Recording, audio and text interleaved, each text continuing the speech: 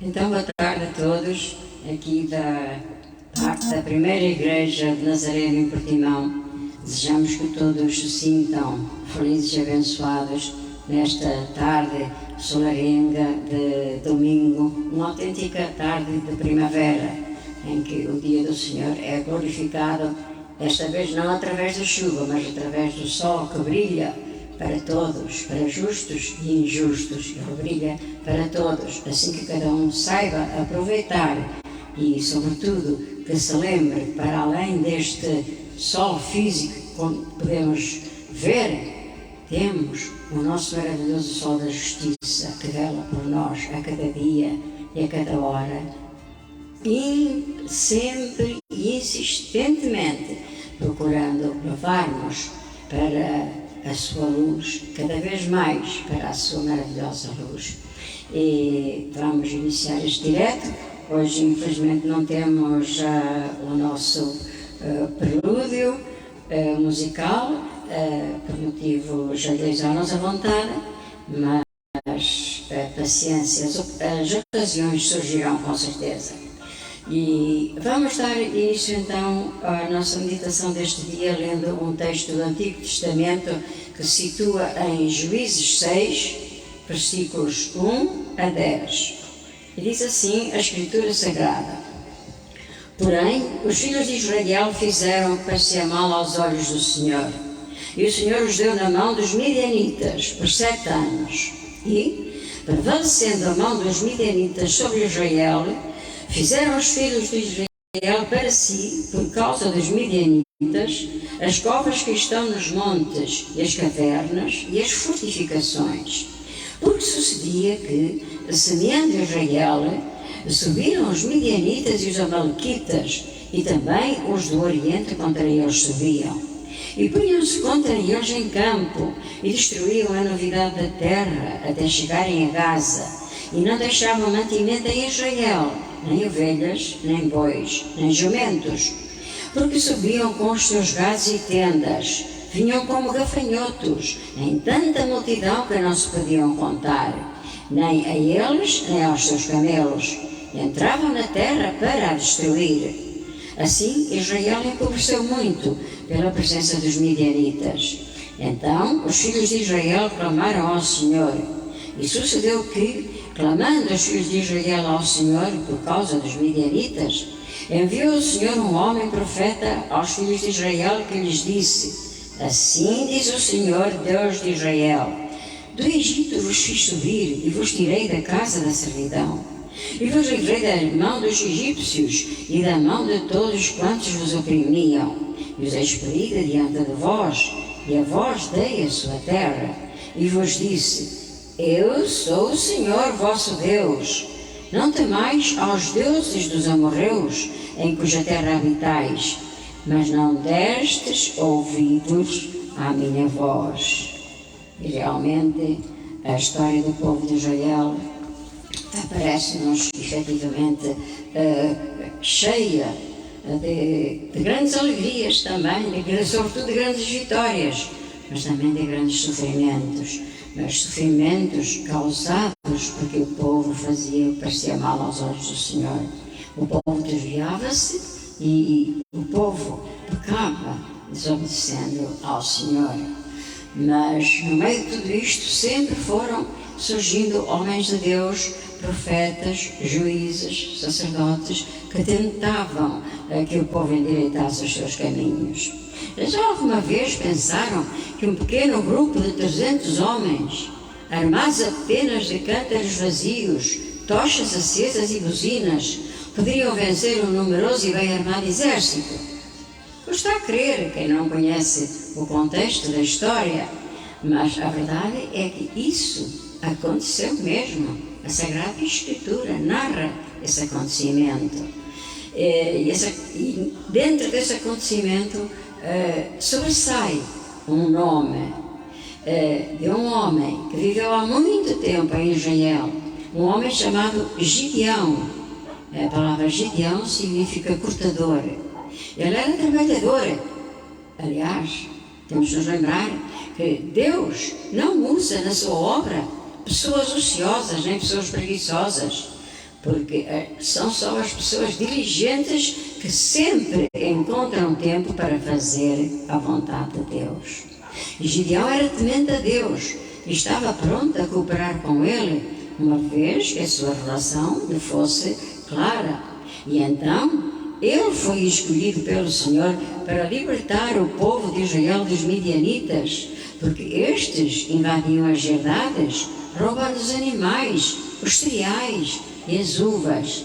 Não sei se lembram, mas os midianitas eram os descendentes de Abraão e da sua segunda esposa, Quetura, com quem ele casou após a morte de Sara. E os filhos deste segundo casamento, um dentre eles era Midian, e então foram enviadas para uma terra distante, longe da terra onde vivia Isaac, o filho da promessa. Porém, o povo de Israel vivia assustado e por isso orava a Deus para que o ajudasse. E Deus tinha um plano para o seu povo, como aliás Deus tem um plano para a vida de todos e cada um de nós. A verdade é que durante 40 anos Israel pudera desfrutar de um período de repouso, de descanso, mas infelizmente, e conforme o ciclo vicioso tipo da sua conduta, o povo fez o que parecia mal aos olhos do Senhor, isto é, o povo caiu no pecado. E desta vez, Deus permitiu que os midianitas nómadas afligissem os israelitas. E então, acontecia que durante cada safra, os midianitas saqueavam a colheita plantada e colhida por Israel, e por isso os israelitas passaram a esconder-se em grutas rochosas ou nos esconderijos nas montanhas. E então foi por essa altura que o juiz escolhido por Deus para libertar Israel foi Gideão, e tendo ele sido um dos juízes notáveis que governaram o povo de Israel. Gideão era filho de Joás, da família de Abiezer, da tribo de Manassés. Gideão morava em Ofra, que era um povoado situado do lado oeste do rio Jordão. E a divisão tribal a que pertencia a Gideão era a mais insignificante de Manassés. E ele era o menor da casa de seu pai, quer dizer, era o filho mais jovem. Mas aconteceu que ele foi escolhido para o Senhor. E o que aconteceu então? O anjo do Senhor veio e sentou-se debaixo do carvalho que está em Ofra, que pertencia a Joás, o Abiezerita. E Gideão, seu filho, estava malhando o trigo no lagar para o salvar dos midianitas. E então o anjo do Senhor lhe apareceu e lhe disse: "O Senhor é contigo, varão valoroso." Mas Gideão respondeu: "Ai, meu Senhor, se o Senhor é conosco, por que nos sobreveio tudo isto? E o que é feito de todas as tuas maravilhas que os nossos pais nos contaram, dizendo: não nos fez o Senhor subir do Egito? Porém, agora o Senhor nos desamparou e nos deu na mão dos midianitas." Então o Senhor olhou para ele e disse: "Vai nesta tua força e livrarás Israel da mão dos midianitas. Porventura não te enviei eu?" E ele lhe disse: "Ai, Senhor meu, como que livrarei Israel? Eis que o meu milheiro é o mais pobre em Manassés, e eu o menor da casa de meu pai." E o Senhor lhe disse: "Porquanto eu hei de ser contigo, tu ferirás aos midianitas como se fossem um só homem." Nos diz Juízes 6, 11 a 16. E podemos ver, se observarmos bem este texto, que Gideão é descrito como um homem tímido e humilde, o qual Deus usou poderosamente. E usou por quê? Devido às suas virtudes. Virtudes significa qualidades de caráter.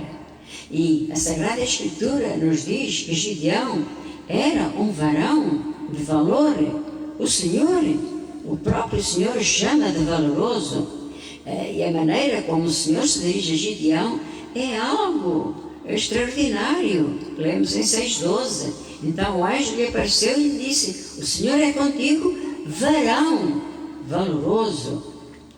Deus estava valorizando o trabalho que Gideão estava fazendo e reconhecendo o seu esforço para salvar o trigo do saco dos midianitas. E então, naquele momento de crise, Gideão era o homem mais valoroso em Israel. Era um verdadeiro homem de valor. E nós, qual será realmente o valor que nós temos cada um de nós tem, no nosso mundo, no nosso país, na nossa terra? Qual é, então, o valor do ser humano? Nós sabemos que, como seres humanos, somos seres frágeis, que nada somos nem nada merecemos. Isso é verdade. Mas, na realidade, o valor do ser humano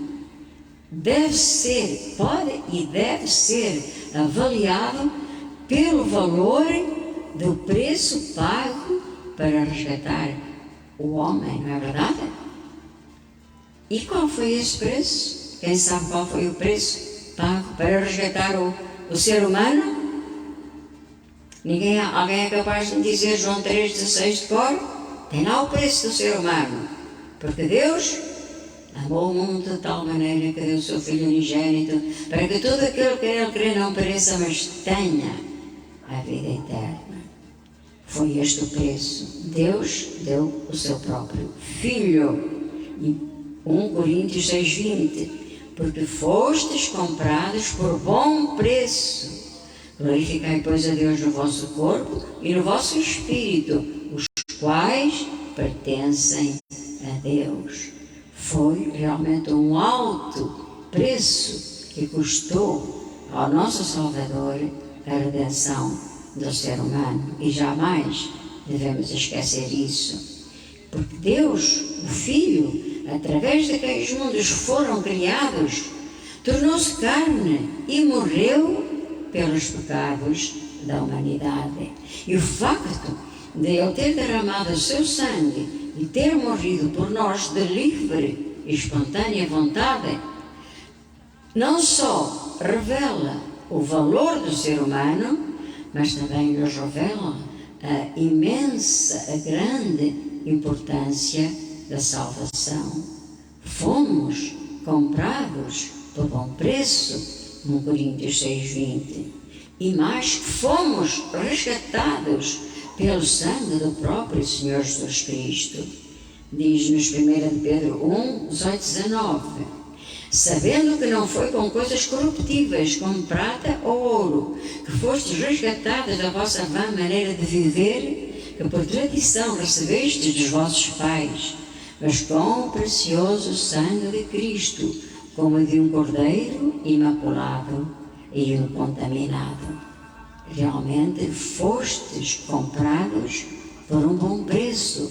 Glorificai, pois, a Deus no vosso corpo e no vosso espírito, os quais pertencem a Deus. Então, daqui penso que claramente podemos concluir que o nosso corpo pertence a Deus, não é verdade? Atos 20, 28 nos diz: olhai, pois, por vós e por todo o rebanho sobre que o Espírito Santo vos constituiu bispos, para apacentardes a igreja de Deus, que Ele resgatou com o seu próprio sangue. E por isso, o nosso corpo deve ser dedicado única e exclusivamente ao serviço e à glória do Senhor Jesus. E a verdade é que ainda hoje o Senhor mesmo neste momento, Ele está dizendo a ti, a mim, a todos nós, Ele está nos dizendo: tu és especial, tu também tens valor, tu és importante para Deus. Todo ser humano existente sobre a face da terra é importante para Deus, porque é obra da feitura de Deus, e como obra feita por Deus, merece o respeito que lhe é devido. E, meu irmão, se realmente tu acreditas que és obra do próprio Deus, acredita, porque é verdade que tu és especial, tu tens valor, tu és importante para Deus. E, meu irmão, toma posse desta realidade e de todas as maravilhosas promessas a ela inerentes. E realmente esta era a primeira virtude de Gideão. Ele era um varão valoroso, ele tinha um grande valor para Deus, e jamais esqueçamos o valor que todos nós, como obras de Deus, temos perante toda e qualquer criatura. Mas Gideão tinha ainda uma segunda virtude. Ele era um varão de força. Foi o Senhor Jesus que comissionou a Gideão. Juízes 6,14. Então o Senhor olhou para ele e disse: vai nesta tua força e livrarás Israel da mão dos midianitas. Porventura não te enviei eu? Mas, mesmo diante de tão grande convite, Gideão, na sua humildade, ainda retrucou dizendo, e ele lhe disse: ai, Senhor meu, com que livrarei Israel? Eis que o meu milheiro é o mais pobre em Manassés, e eu o menor na casa de meu pai. É verdade, ele achava-se o menor, o mais humilde, porque era o mais novo. Isso era normal naqueles tempos. Aliás, como aconteceu com Davi, quando Deus enviou o profeta Samuel para o ungir como futuro rei de Israel. Mas a Sagrada Escritura nos diz que todos aqueles que se humilharem serão exaltados. Lucas 14:11. Porquanto qualquer que a si mesmo se exaltar será humilhado, e aquele que a si mesmo se humilhar será exaltado. E Tiago 4:10. Humilhai-vos perante o Senhor, e Ele vos exaltará. Em 1 de Pedro 5:6. Humilhai-vos, pois, debaixo da potente mão de Deus, para que a seu tempo vos exalte. Mas perante esta resposta humilde de Gideão, a resposta de Deus foi: eu estou contigo. Foi o que Deus disse a Gideão. E prometeu dar-lhe toda a força necessária para que ele pudesse vencer o inimigo. Ora, assim como aconteceu com Gideão, também todos nós, mas todos mesmo, homens, mulheres, crianças, jovens, adultos, idosos, todos fomos chamados para servir a Deus em áreas específicas. O que podemos é realmente interrogar-nos: e como é que isto vai acontecer? Será na nossa força ou na força do Senhor? Ora, vejamos o que acontece na nossa força. Ninguém é suficientemente competente para desempenhar as responsabilidades da chamada de Deus em áreas específicas ou em áreas genéricas na sua própria força. Para sermos testemunhas de Cristo, precisamos do caráter e da força especial que somente Deus pode dar. Mas a Sagrada Escritura nos garante, em 1 Coríntios 3:5, a nossa capacidade vem de Deus. E Paulo também nos diz: posso todas as coisas naquele que me fortalece. E porquê? Porque quando estou fraco, sou forte. 2 Coríntios 12:10. E a alegria do Senhor é a vossa força. Neemias 8:10. E mais, o que fizeram os heróis da fé, lembram-se? Apagaram a força do fogo, escaparam do fim da espada, da fraqueza tiraram forças, na batalha se esforçaram, puseram em fuga os exércitos do inimigo e tantas coisas mais que nos conta Hebreus 11, neste caso 34. E por isso, meus irmãos, quando os obstáculos surgirem, devemos depender única e simplesmente de Deus, porque somente o seu poder nos fará eficientes para Ele e nos irá ajudar a realizar trabalhos de valor duradouro, de valor eterno. Porque o poder que recebemos da nossa união com Cristo será suficiente para fazermos a sua vontade e enfrentarmos os desafios que surgirem devido ao nosso compromisso com Deus. Porque tudo é possível ao que crê, nos diz Marcos 9:23. Crês tu realmente nesta afirmação das Sagradas Escrituras?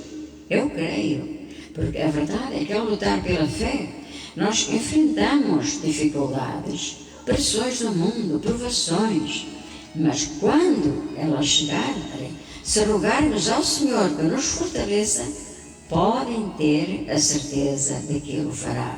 E podem ter a certeza porque é a sua promessa. E esta promessa de que Ele estará conosco e de faz com que tudo seja possível, ao que crê, nos mostra uma terceira virtude, ou seja, uma terceira qualidade do caráter de Gideão.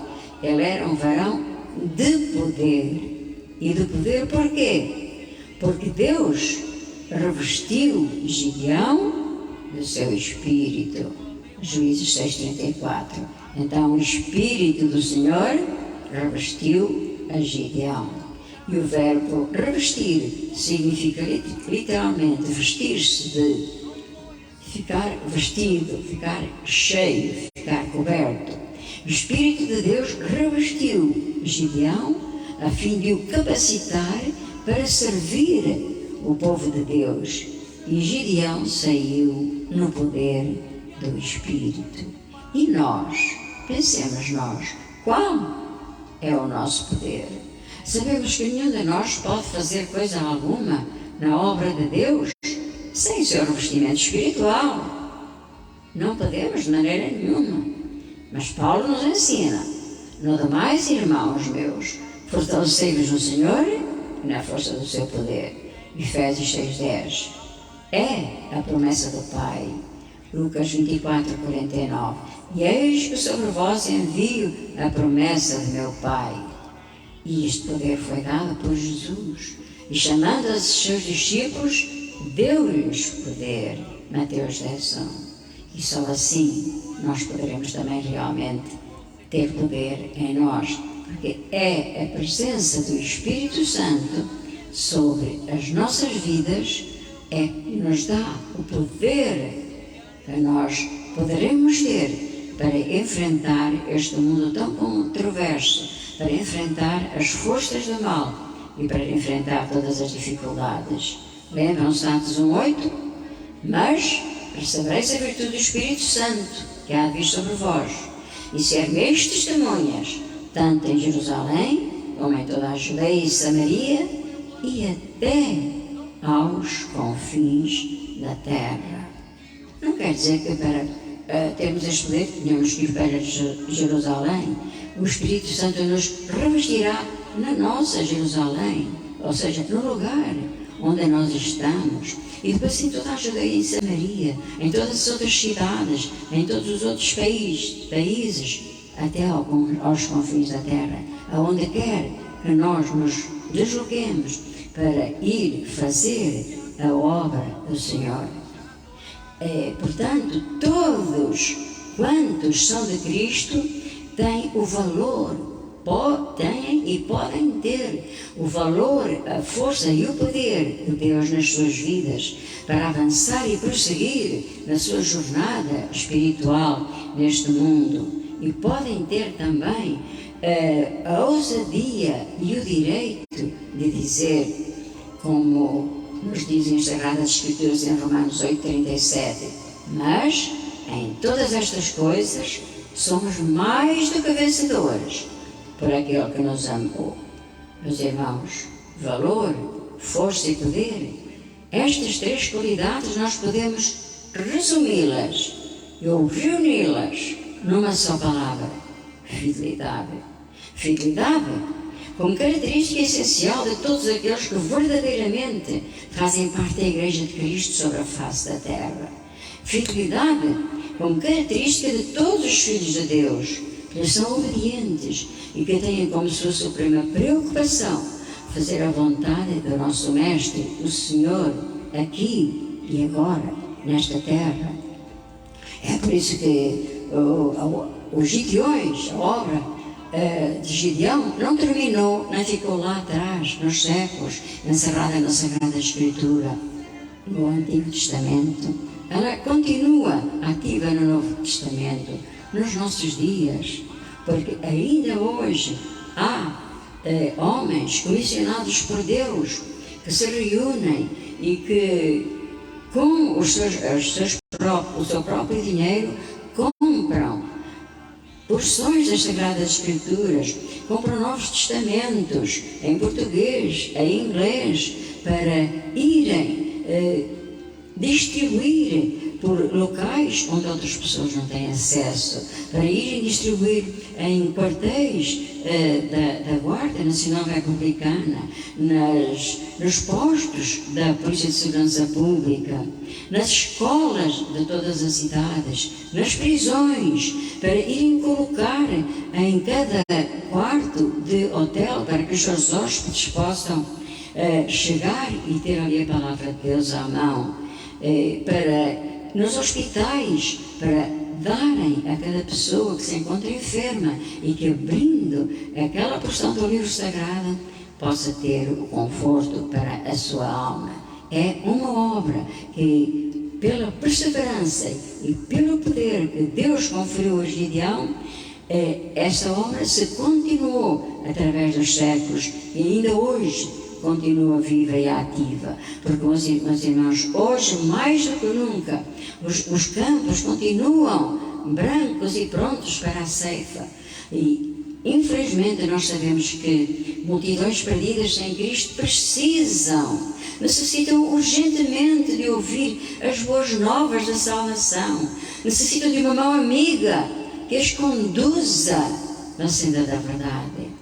E tu já alguma vez paraste para pensar que Deus pode estar a querer algo muito específico, muito especial da tua própria vida?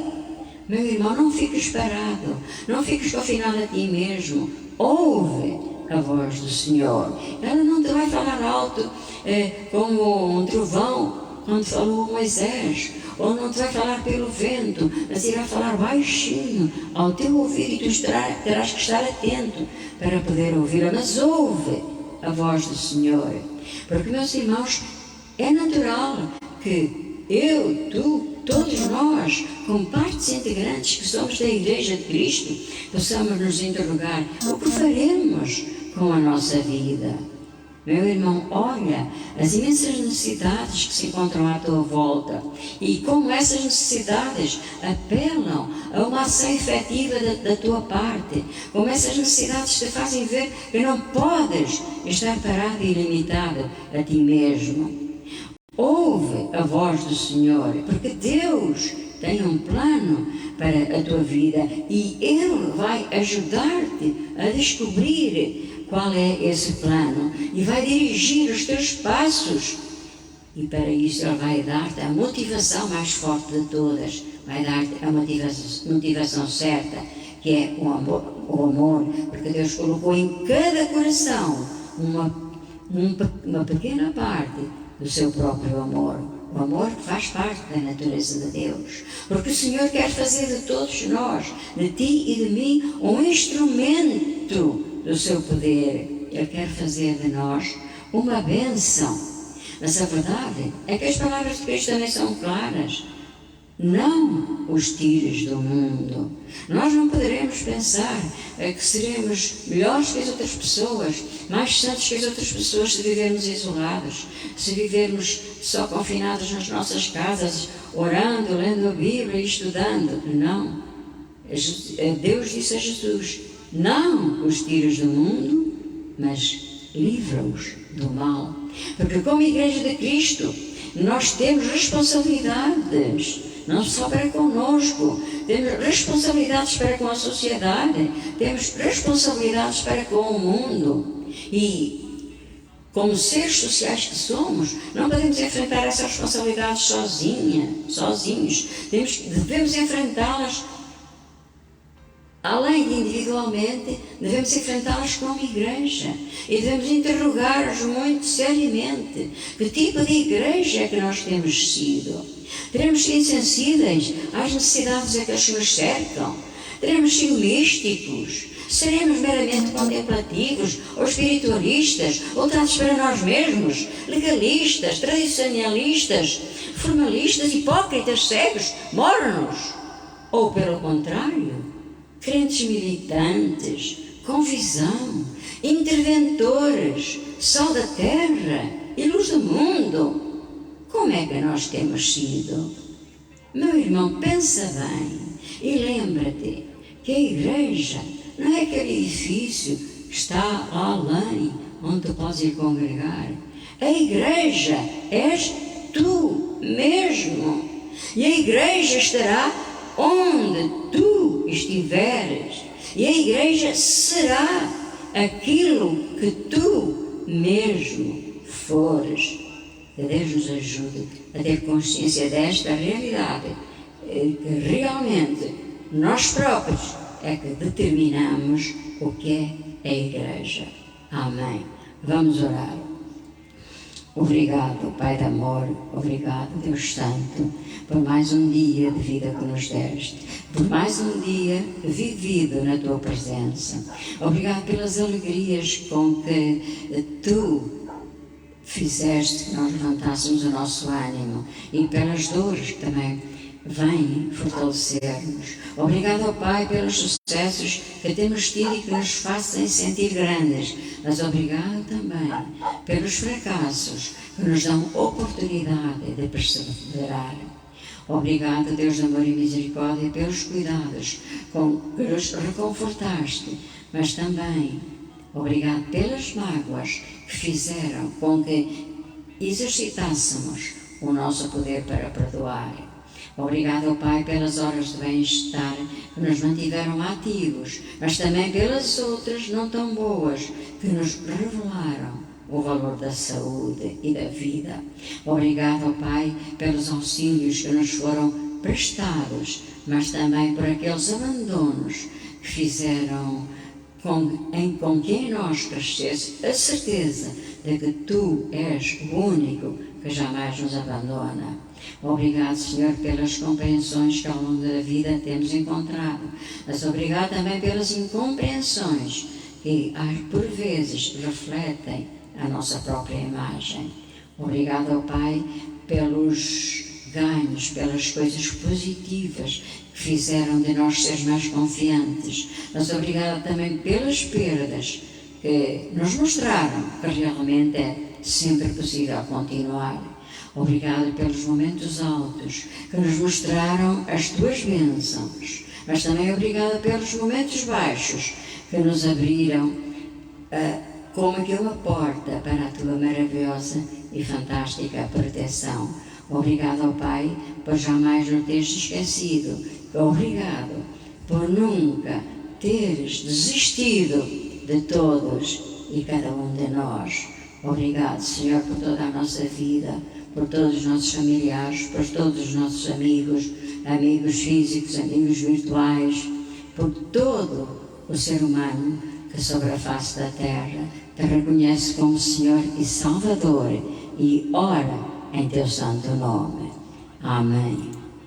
E como hoje não tivemos o nosso momento musical, eu tenho uma poesia para ler para os irmãos que penso que gostarão de ouvir. Vamos pensar no seu conteúdo e, sobretudo, na sua mensagem aplicada a todos e a cada um de nós. Que o Senhor possa efetivamente dar aos nossos corações aquele valor que Ele atribuiu a Gideão e o seu poder através do seu Santo Espírito. Chama-se Silencia. Silencia. Nada te perturbe, nada te espante, tudo passa. Deus não muda, mas a paciência tudo consegue. Quem a Deus tem, nada lhe falta. Só Deus é o suficiente. Há ruídos demais em ti. Escuta no profundo do teu ser. Há demasiadas preocupações na tua mente e peso demais no teu coração. Escuta no profundo do teu ser. Permanece em silêncio, sozinho, escutando no profundo do teu ser. Entra no teu aposento. Escuta no profundo do teu ser. O Senhor está aqui e chama-te, ama-te e espera-te. Escuta-o no mais profundo do teu ser. Fica em silêncio frente ao Senhor. Esquece as palavras, esquece as lembranças, os teus pedidos e projetos. Olha-o, escuta-o, sem que as vozes interiores te distraiam. Fica em paz frente a Ele. Abandona nele toda a perturbação, todo o cuidado, toda a preocupação. Esquece tudo. Fica sem ataduras, livre dos teus desejos. Pobre, vazio de tudo que não seja Ele. Fica sozinho, sem mais ninguém no teu coração. Que nenhuma criatura se interponha entre os seus olhares e os teus. Fica sem te queixar, sem estorvos, sem hóspedes estranhos, sem nada que não seja Ele. Fica íntegro, sem mais lembranças que não seja Deus, sem procurar consolações humanas, sepultado com Ele e nele, desaparecendo tu para te transformares em dom no seu coração. Fica sem tristezas, nem ressentimentos, sem orgulho, nem falsa imagem de ti mesmo. Fica na escuta da sua palavra, fazendo-te palavra e vontade dele. Fica sem poder, sem privilégios, sem honrarias, sem ídolos. E consente que Deus seja Deus. Fica em adoração profunda, que nada possa alterar a tua atenção, que nem aflições, nem gozos quebrem esse abandono. Fica em silêncio perante o Senhor, desaparecendo tu e que Ele esteja em ti. Fica em silêncio perante o Senhor. Silencia, abandona-te e descansa. Põe a tua esperança nele. Em silêncio, abandona-te ao Senhor. Põe a tua esperança nele. Amém. Salmo 37:7. Que Deus abençoe cada um que os tirou do seu tempo, quizá da sua comunidade, para estar louvando, adorando a Deus através da sua palavra. Que o Senhor possa ter misericórdia de todos nós e que o Senhor dê a todos e a cada um de nós uma semana ricamente abençoada e alegre, com a sua alegria, para que ela seja a nossa força e consigamos vencer todos os reveses que nos possam surgir. Amém. Até o próximo domingo, à mesma hora, se Deus quiser.